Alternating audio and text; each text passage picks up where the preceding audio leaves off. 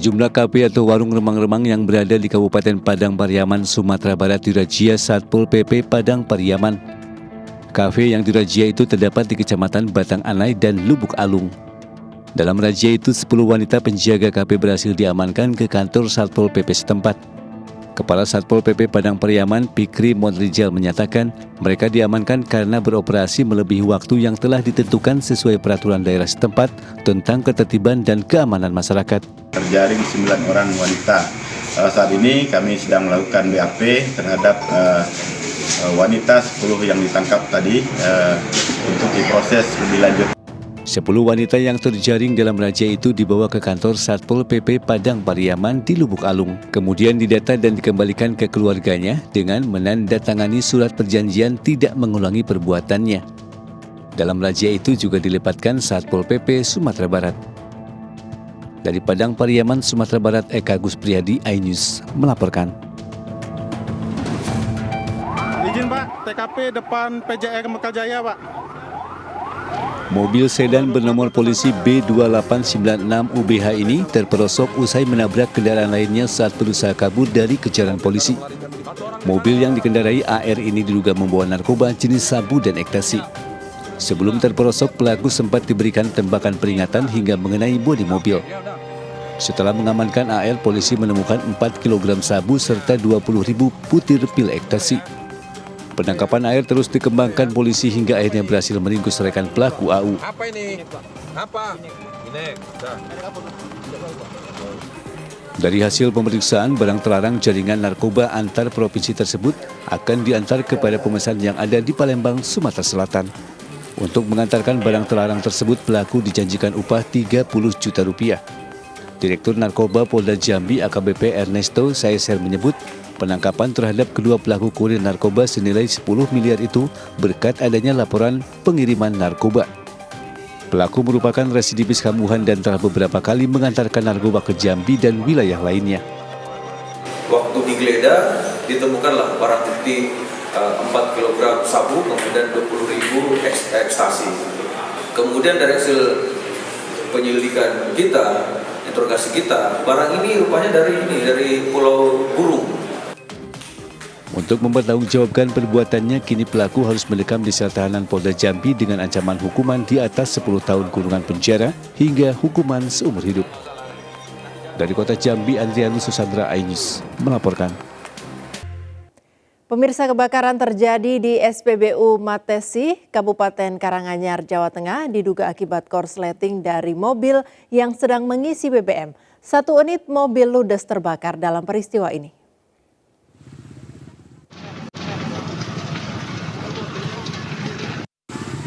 Asap hitam membumbung dari SPBU Matesih, Kabupaten Karanganyar. Kebakaran terjadi saat mobil jenis sedan sedang mengisi BBM. Diduga asal api dari korsleting pada mobil dan api langsung menyambar ke dispenser pengisi bensin.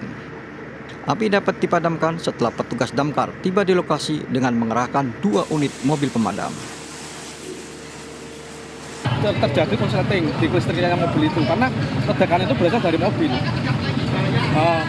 Posisi saya pada waktu itu kan saya di dalam toko. Saya kira itu terjadi KL33 kecelakaan lah. Ternyata pada saya keluar, saya lari, ternyata api sudah besar. Api membesar, sempat dipadamin pakai ampar tapi nggak mampu. Dalam kejadian ini, 1 unit mobil ludes terbakar, sedangkan sopir mobil mengalami luka bakar di bagian kaki dan telah dievakuasi ke rumah sakit. Sementara kerugian SPBU akibat kebakaran masih dalam perhitungan pihak SPBU. Dari Karanganyar, Jawa Tengah, Jainuar Setiaji, iNews melaporkan. Pemirsa, 2 pengunjung hotel terjebak saat terjadi kebakaran di sebuah hotel di Gejayan, Kabupaten Sleman, Yogyakarta pada Senin sore. Beruntung 2 korban akhirnya berhasil dievakuasi oleh petugas pemadam dalam kondisi selamat.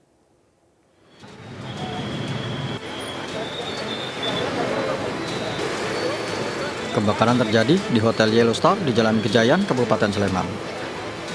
Petugas pemadam yang tiba di lokasi sempat kesulitan menjangkau titik api lantaran asap tebal yang menutupi ruangan yang terbakar. Dua tamu hotel sempat terjebak sebelum akhirnya berhasil dievakuasi oleh petugas damkar. Asal api diduga berasal dari salah satu ruang engineering dan meluas ke gudang serta ke ruang office.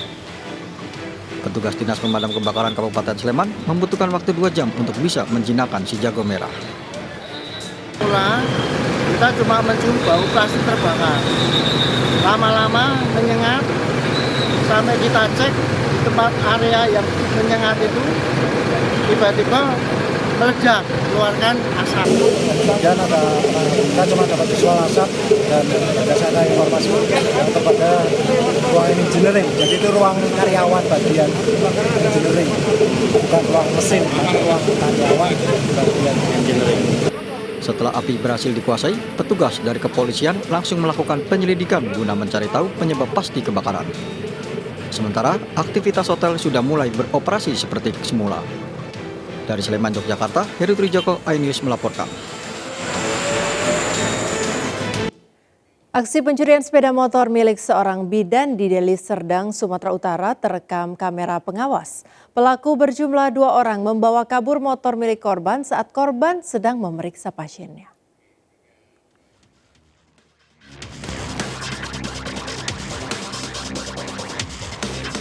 Dalam rekaman CCTV di salah satu kos-kosan di kawasan Jalan Pendidikan Kabupaten Deli Serdang, Sumatera Utara, terlihat salah seorang pria bersama anaknya keluar dari halaman tanpa menutup kembali pagar kos-kosan. Tak lama berselang 2 orang pria dengan menggunakan sepeda motornya tanpa plat nomor polisi yang merupakan pelaku pencurian motor masuk ke halaman kos-kosan tersebut. Kurang dari 10 detik, salah satu pelaku berhasil merusak kunci stang, langsung menyalakan mesin dan berhasil membawa kabur sepeda motor milik korban. Saya nggak tahu ya, kan bapak itu kan keluar tuh, bapak yang punya rumah itu keluar, dia lupa tutup gerbangnya. Nah, pada saat bapak itu keluar nggak lama selang si pencuri itu masuk langsung ambil kereta saya dan saya turun udah nggak ada. Kalau ciri-cirinya tinggi, sesuai yang di CCTV ya, tinggi, satu pakai helm, satu cuma pakai masker aja. Kalau mukanya benar-benar nggak bisa nampak. Kini korban telah melaporkan aksi pencurian sepeda motornya ke kantor kepolisian Polsek Percut Setua. Berharap pelaku dapat segera ditangkap dan sepeda motornya dapat kembali karena digunakan untuk mencari nafkah sehari-hari. Dari Deli Serdang, Sumatera Utara, Yuda Bahar, iNews melaporkan. Seorang ibu rumah tangga di Pekanbaru, Riau ditangkap polisi lantaran membawa kabur motor teman kencannya. Pelaku membawa kabur motor saat teman kencannya sedang mandi.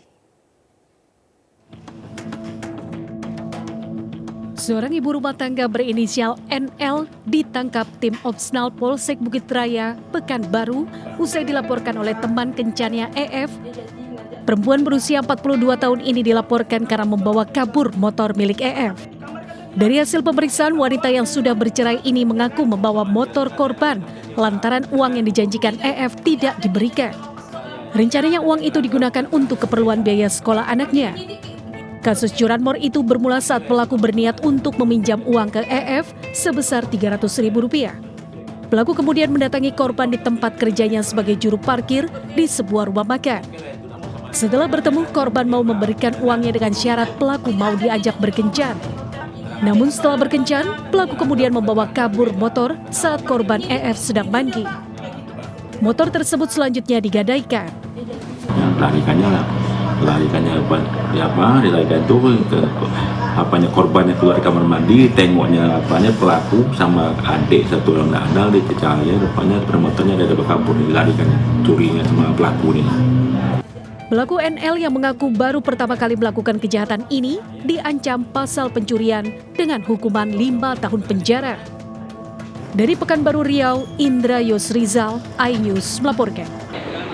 Pemirsa, sebuah makam seorang perempuan di Banyuwangi, Jawa Timur porak-poranda. 2 tali pocong yang mengikat jenazah yang baru 1 minggu dimakamkan tersebut hilang. Diduga makam tersebut dirusak oleh orang tak dikenal dan belum diketahui secara pasti apa yang menjadi motif pembongkaran makam ini.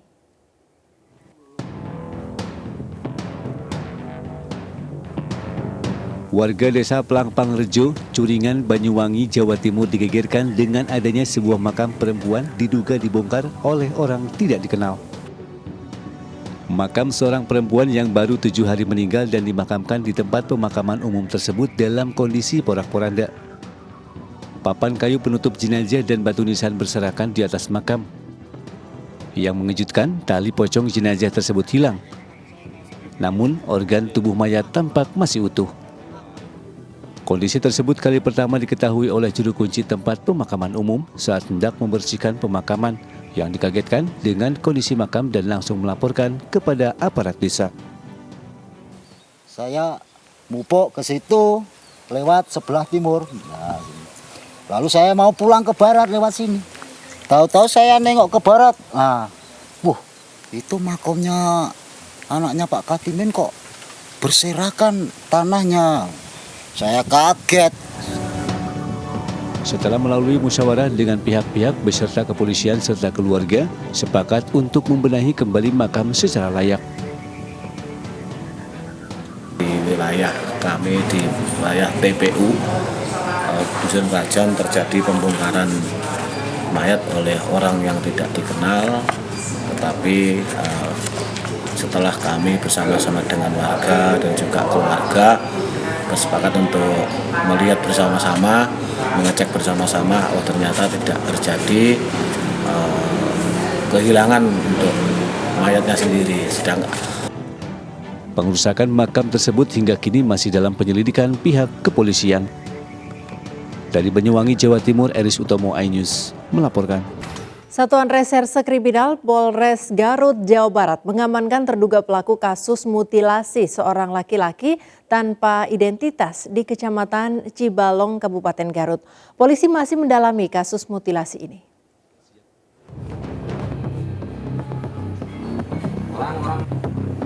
Pasca viralnya temuan mayat tanpa identitas yang sudah dimutilasi di Desa Sancang, Kecamatan Cibalong, Kabupaten Garut, Jawa Barat pada Minggu kemarin, jajaran Satuan Reserse Kriminal atau Satreskrim Polres Garut berhasil mengamankan terduga pelaku pembunuhan.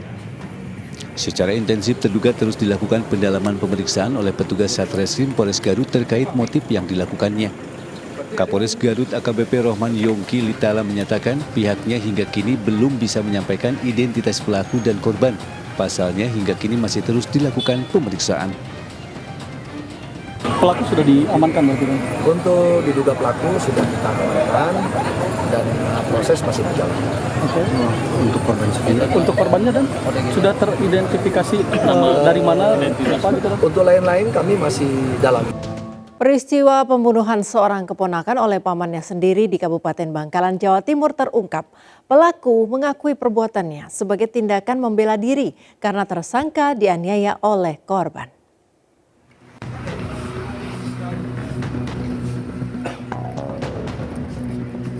HN, warga Tanah Merah Lauk, Kabupaten Bangkalan, digelandang polisi karena membunuh keponakannya sendiri. Saat ditangkap, HN mengakui perbuatannya membunuh korban. Namun, HN mengaku perbuatannya tersebut sebagai bentuk pembelaan diri. Kejadian berawal pada hari Minggu lalu saat pelaku sedang membereskan lokasi hajatan pernikahan di rumah ibu korban MS. Pada saat itu, pelaku terlibat cekcok dengan bapak korban terkait masalah keluarga besar mereka. Pertengkaran ini berakhir setelah ditenangkan warga sekitar dan pelaku kemudian pulang ke rumah. Namun, MS mendatangi rumah pelaku sambil marah-marah dan langsung menyerang HN. Sempat tidak berdaya dianiaya korban, pelaku dapat melepaskan diri dan balik menyerang dengan menusukkan keris ke korban. Korban sempat dievakuasi ke puskesmas, tetapi nyawa MS tidak terselamatkan. Pelaku ini dipukulin oleh korban, dan sempat ditahan oleh keluarga di sana. Tiba-tiba ini karena posisi tadi sudah memegang senjata tajam, ya diarahkanlah ke sebelah kiri korban sehingga korban mengakibatkan meninggal dunia pada saat itu. Tersangka HN dijerat pasal pembunuhan dan penganiayaan dengan ancaman hukuman 15 tahun penjara. Gara-gara cemburu, seorang suami nekat membakar istrinya di Cipondo, Kota Tangerang, Banten. Rasa cemburu pelaku dipicu korban yang sering jalan dengan sepupunya. Detik-detik pelaku membakar korban terekam CCTV.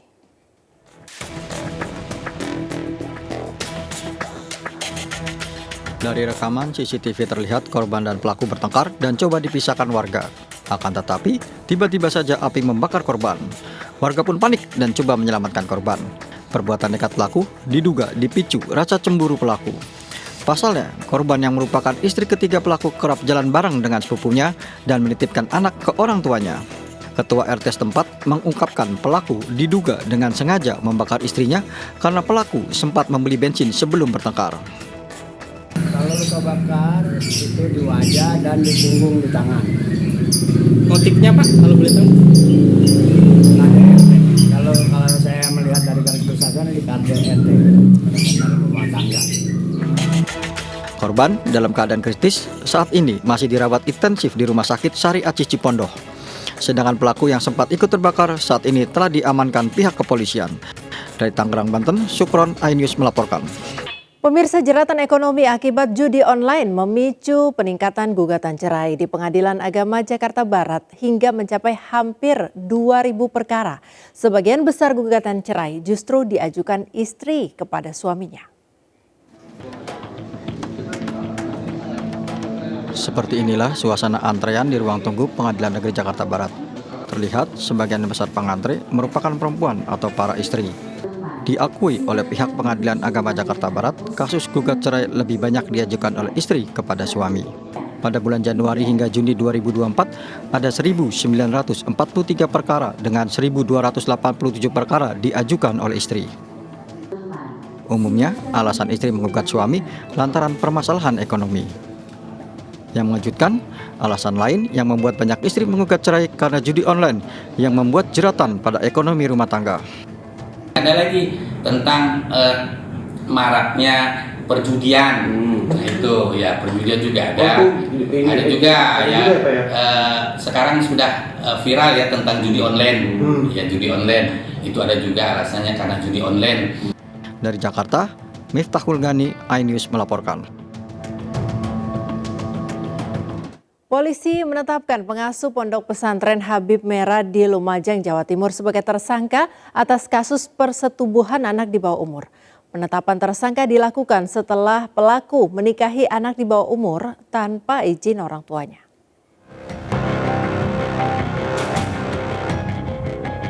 Pondok pesantren Habib Merah di Desa Sumber Mujur, Kecamatan Candipuro, Lumajang nampak sepi pasca terbongkarnya kasus pernikahan anak di bawah umur.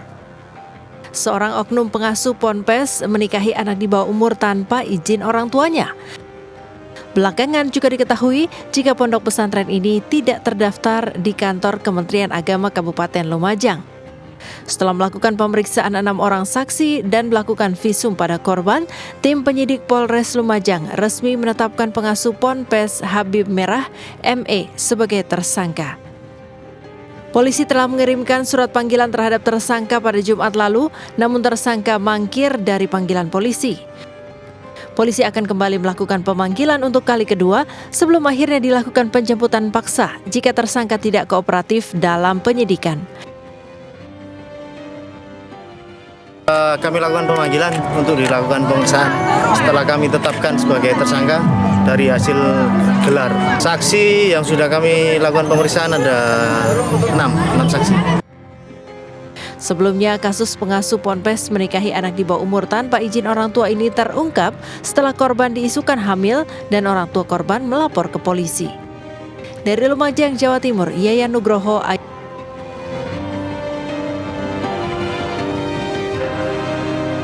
Sementara itu pemirsa, kasus anak gugat ibu kandung perkara warisan terus bergulir di Pengadilan Negeri Karawang, Jawa Barat. Hakim menyarankan kedua belah pihak menempuh upaya mediasi. Sidang gugatan anak kepada ibu kandung diduga karena warisan kembali digelar di Pengadilan Negeri Karawang, Jawa Barat. Sidang yang digelar ketiga kalinya ini dilakukan dalam agenda meminta keterangan saksi, kakak kandung penggugat sekaligus merupakan anak kedua dari tergugat. Dalam sidang, majelis hakim sempat menyarankan kedua belah pihak menempuh upaya mediasi, mengingat kasus gugatan ini merupakan permasalahan keluarga. Mediasi rencananya akan dilakukan pada hari Rabu esok. Namun meski mediasi diadakan, proses sidang tetap berlanjut dan akan kembali digelar 2 pekan lagi. Usai sidang, pihak tergugat menolak dituding tidak memberikan hak waris kepada penggugat yang merupakan anak kandung tergugat. Sebagai orang tua, dia sebetulnya kalau dia datang baik-baik nggak langsung ke Polda juga nggak begini. Saya mah mau kasih Pak, saya bilang saya akan kasih hak dia dari peninggalan papahnya, bukan minta yang atas nama saya. Saya bilang saya masih hidup, saya masih hidup. Sementara Stefani selaku penggugat mengakui membuat laporan polisi untuk menggugat ibu kandungnya Kusmayati lantaran ibu kandungnya dan 2 kakaknya diduga telah memalsukan tanda tangannya dengan menghilangkan namanya dalam daftar salah satu waris. Bahkan ia juga membantah bila gugatannya kepada ibu kandungnya murni karena berniat ingin mendapat harta warisan. Intinya saya sih mau damai-damai aja sesuai dengan hukum yang berlaku. Kayak permintaan saya hanya cuma minta list data, ditunjukin semua secara gamblang, keterbukaan orang tua saya aja. Kusmayati dilaporkan anaknya Stefani atas tuduhan pemalsuan tanda tangan di dalam surat keterangan warisan. Dari Karawang, Jawa Barat, Rudi Setiawan, iNews melaporkan. Petugas patroli gabungan TNI Al-Lanal Tanjung Balai dan Bea Cukai menggagalkan keberangkatan 39 calon tenaga kerja Indonesia ilegal yang akan berangkat ke Malaysia di perairan Batubara, Sumatera Utara. Tim patroli gabungan TNI Angkatan Laut mengejar kapal nelayan tanpa nama yang mengangkut 39 orang calon tenaga kerja Indonesia ilegal di perairan Batubara, Sumatera Utara. Ke-39 calon TKI ilegal ini mengaku akan berangkat lewat jalur tikus pesisir pantai menuju ke Malaysia untuk bekerja di negeri jiran. Selanjutnya, seluruh penumpang dan nahkoda kapal dibawa ke Mako Lanal Tanjung Balai Asahan. Usai didata, seluruh calon TKI diserahkan ke kantor imigrasi Tanjung Balai Asahan. Sedangkan para nahkoda dan ABK kapal dilakukan pemeriksaan di Lanal Tanjung Balai Asahan. Semuanya ini di sana sudah ada ini. Pemirsa mengaku tidak mendapatkan perhatian dari UNHCR. Puluhan pengungsi warga negara asing membangun tenda di dekat kantor UNHCR Kuningan, Jakarta Selatan. Keberadaan tenda yang mengganggu warga sekitar membuat petugas Satpol PP melakukan penertiban. Berikut laporan reporter iNews Media Ayu Pratiwi dari lokasi pengungsian. Ya pemirsa, puluhan warga negara asing membangun tenda tepat di kawasan Kuningan, tepatnya di jalan di depan gedung UNHCR. Dan memang para pengungsi dari warga negara asing ini sudah menggelar tenda kurang lebih selama 2 tahun lamanya, meskipun para pengungsi ini bergantian. Dan saya akan menunjukkan situasi terkini di tempat ataupun di tenda pengungsian yang saat ini dibangun oleh para warga negara asing. Bisa disaksikan bahwa saat ini tepat di belakang saya banyak sekali tenda-tenda yang sudah berdiri, bahkan yang mengungsi di sini tak hanya orang dewasa saja. Tadi kami juga melihat ada beberapa anak-anak yang ikut mengungsi di sini. Dan sebagai tambahan informasi bahwa mereka ini merupakan warga negara asing yang saat ini sedang meminta bantuan kepada pemerintah Indonesia, yaitu ada beberapa tuntutan di antaranya mereka meminta agar segera diberikan bantuan dan bisa dikirim ke negara-negara lain, karena mereka menuturkan selama mereka mengungsi di Indonesia dari negara asalnya mereka tidak diperkenankan untuk bekerja ataupun untuk bersekolah, sehingga itu membuat mereka bingung lantas apa yang harus mereka lakukan di sini. Meskipun memang saat ini banyak sekali warga asing yang melakukan tenda dan mereka menggelar tenda di sekitaran sini, dan itu tentu membuat masyarakat di sekitar menjadi panik tentu dan merasa risih dengan adanya tenda-tenda di pinggir jalan serta terjadinya kemacetan yang cukup mengganggu. Dan itu juga sudah diupayakan oleh para stakeholder yang terkait. Tadi kami juga melihat ada Satpol PP yang coba menertibkan. Tadi memang pada saat ini posisinya Satpol PP tidak bisa melakukan pengusiran terhadap mereka, karena menurut penuturan dari salah satu petugas bahwa mengacu pada Perda nomor 8 bahwa mereka hanya bisa menertibkan untuk para pengungsi ini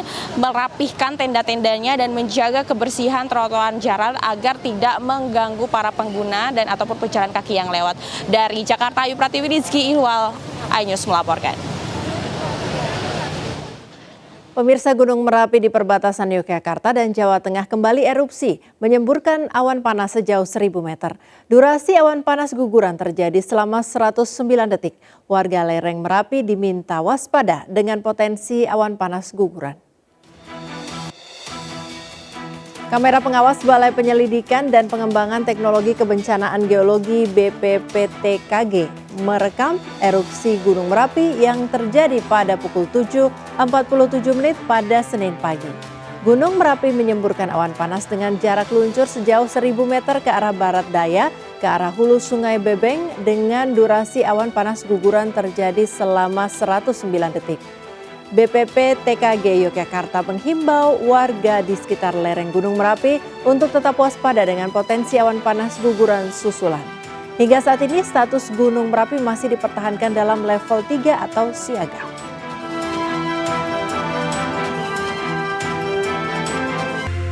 Pemirsa, peringatan Hari Bayangkara berlangsung meriah di kawasan Monumen Nasional sejak Senin pagi hingga malam hari. Acara diawali upacara HUT ke-78 Bayangkara, diakhiri pesta rakyat yang dimeriahkan musisi kenamaan. Berikut liputan reporter iNews Media Syahreza Zanski dari lapangan Monas, Jakarta. Pemirsa, perayaan Hari Bayangkara ke-78 disambut antusias oleh sejumlah masyarakat di lapangan Monas, Jakarta. Adapun perayaan dibuka dengan beberapa kegiatan, salah satunya adalah kegiatan upacara dan juga defile pasukan Polri. Lalu upacara dilanjutkan dengan beberapa sesi lain seperti adanya pesta rakyat yang dihadiri oleh sejumlah golongan termasuk kalangan dewasa dan juga kalangan remaja. Pesta rakyat semakin meriah dengan adanya konser musik yang menampilkan sejumlah musisi ternama seperti Ari Lasso, Ran, Isyana, dan juga Gigi. Adapun pesta rakyat ini juga menyediakan sekitar 150 booth milik Polri yang disediakan oleh Bayangkari sehingga masyarakat yang datang bisa menikmati makanan dan minuman secara gratis. Adanya pesta rakyat diharapkan bisa menjalin nuansa kedekatan antara Polri dan juga masyarakat. Dari Jakarta, Syahreza Zanski, Pandu Priyo, iNews melaporkan.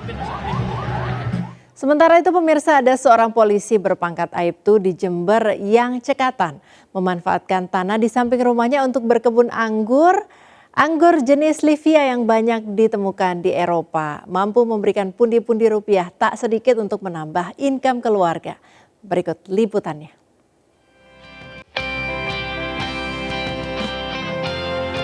Pulang dari kerja di kantor Polsek Pantrang Jember, Aibtu Hadi Purnomo langsung masuk ke rumahnya yang berada di Kelurahan Jembelor, Kecamatan Pantrang Jember untuk kemudian membawa peralatan menuju kebun anggurnya ini. Hadi, panggilan akrab polisi ini, kemudian memberi pupuk tanaman anggurnya, menyemprot, memangkas, dan memotong dahan yang tidak beraturan. Selanjutnya Hadi mengawasi seluruh buah anggur yang telah ranum itu untuk melayani permintaan konsumennya lewat online. Hadi mengaku sebelumnya tidak percaya jika tanaman anggur jenis Libya ini dapat tumbuh dengan subur dan baik di lahan tropis samping rumahnya. Dengan penuh ketelatenan dan terus merawat dengan baik, ternyata anggur tersebut tumbuh lebat. Bahkan beberapa warga telah memesan saat anggur masih belum dipetik. Tak hanya jenis Libya, ada pula jenis lain yang ditanam Hadi, yakni Jupiter, Julian, Black Panther, Horal, dan Transfiguration. Namun di lahan kebun, Hadi lebih banyak yang jenis Libya karena memiliki keistimewaan seperti rasa manis berukuran besar, buah tebal, kematangan singkat, daya tahan baik, dan cepat berbuah. Selain dijual, anggur tersebut juga dikonsumsi bersama keluarga oleh Hadi. Harga anggur impor ini di tingkat petani mencapai Rp50.000 per kilogramnya. Hadi bisa mempersilahkan pembeli memetik sendiri di lahan anggurnya itu. Rasanya manis seperti permen. Sering atau kerap kali menikmati anggur itu di waktu senggang sama keluarga? Ya, sering. Gitu. Kenapa sih kok suka anggur? Rasanya yang vitamin C atau apa? Rasanya yang manis. Meski menjadi petani anggur, Hadi tak lantas meninggalkan tugas pokoknya sebagai abdi negara dan masyarakat.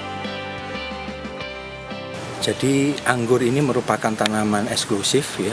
Terus dia punya penampilannya bagus, berestetika, punya cita rasa yang enak, dan sekaligus anggur impor ini sangat mudah lagi dibuahkan. Jadi ini menjadi pilihan kita untuk memanfaatkan lahan di tempat kita. Kita punya lahan seluas 100 meter persegi. Kita cari pemilihan tanaman yang mempunyai nilai tambah untuk ekonomi keluarga, yaitulah buah anggur. Dari Jember, Jawa Timur, Bambang Sugiarto, iNews melaporkan. Berwisata sekaligus olahraga bisa menjadi pilihan untuk mengisi liburan. Di Kabupaten Kerinci, Jambi, ada tempat wisata alam sekaligus menjadi tempat olahraga ekstrim arung jeram. Tempatnya di Sungai Batang Merangin, Jambi. Ini dia liputannya.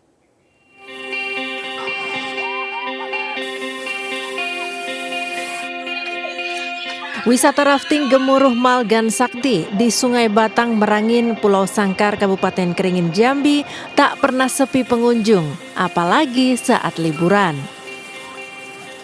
Akhir pekan kemarin misalnya, puluhan wisatawan menikmati arung jeram meluncur di derasnya arus sungai menggunakan perahu karet.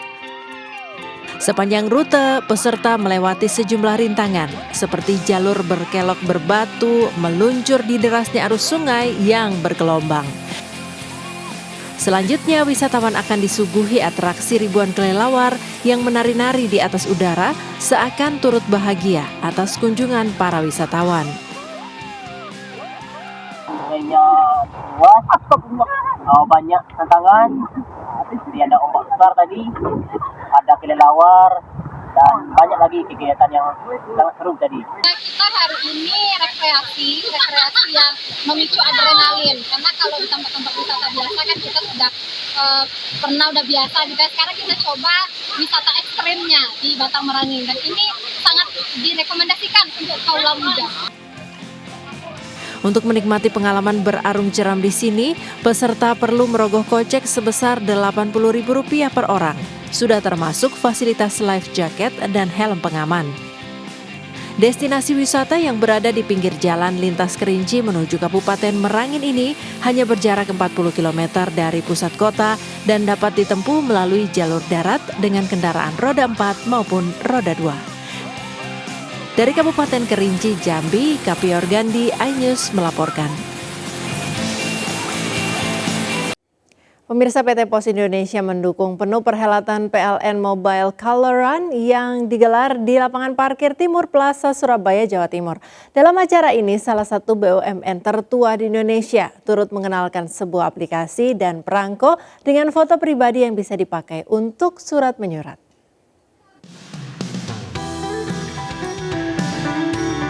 PT Pos Indonesia mendukung penuh kegiatan PLN Mobile Color Run di lapangan Timur Plaza, Surabaya.